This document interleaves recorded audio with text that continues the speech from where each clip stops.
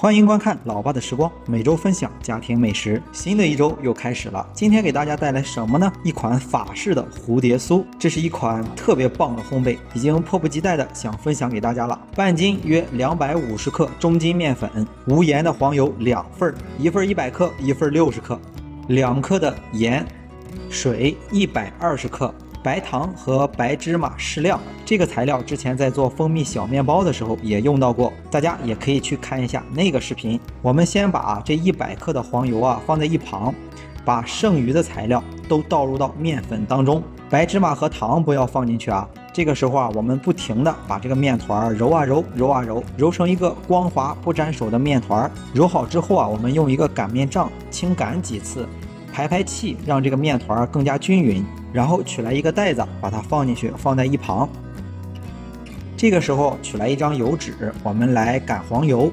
之前老爸分享的法式牛角包的做法也是这么做的，和做牛角包一样，把这个油纸给它折叠好，四周都封上，把这个黄油放进去，然后用这个轻压轻擀的方式把它给充满整个油纸的缝隙，擀成一张薄薄的黄油片。把这两种材料放在冰箱当中冷藏20分钟。经过20分钟后的降温，我们在案板上撒上少许的面粉，这个面团的两面也都撒上一点。这个时候取来一个大的擀面杖，这样擀出来的面皮更加均匀，而且不容易破。把这个面皮擀到多大呢？大概能包住刚才擀好的那块黄油，把黄油铺在这个面皮上。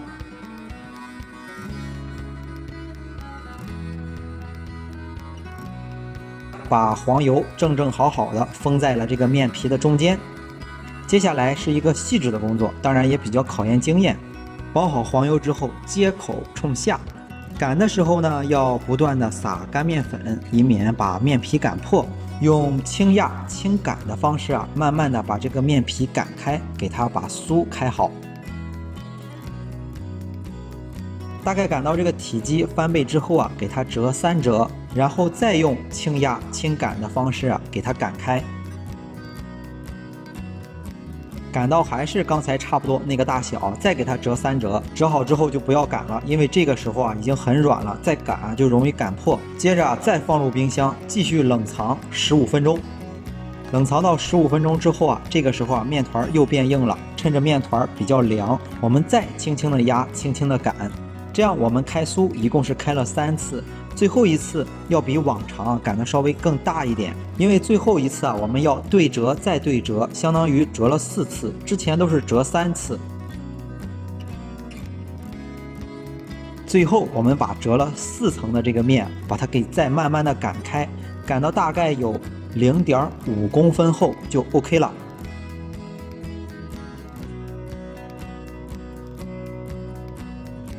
取来准备好的白糖和黑芝麻，轻轻的撒上一层，不需要太多，一点点就可以。撒好之后用擀面杖轻压一下，然后取来一个滚刀，没有滚刀的用小刀也可以，把两边的窄边给它去掉。老爸很谨慎的先比了一下，这样就可以取一个中间值，两面叠3次，最后把两边叠在一起。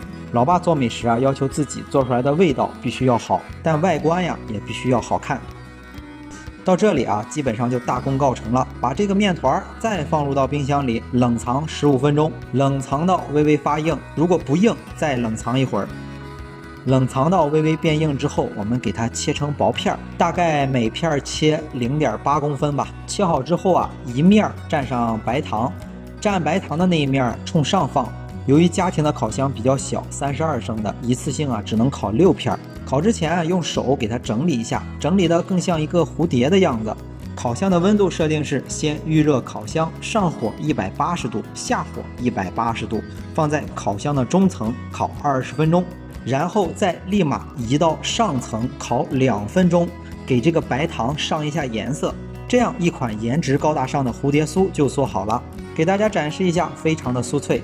好了，今天的法式蝴蝶酥就分享到这里了。如果大家喜欢老爸做的美食，请帮忙关注点个赞，谢谢大家。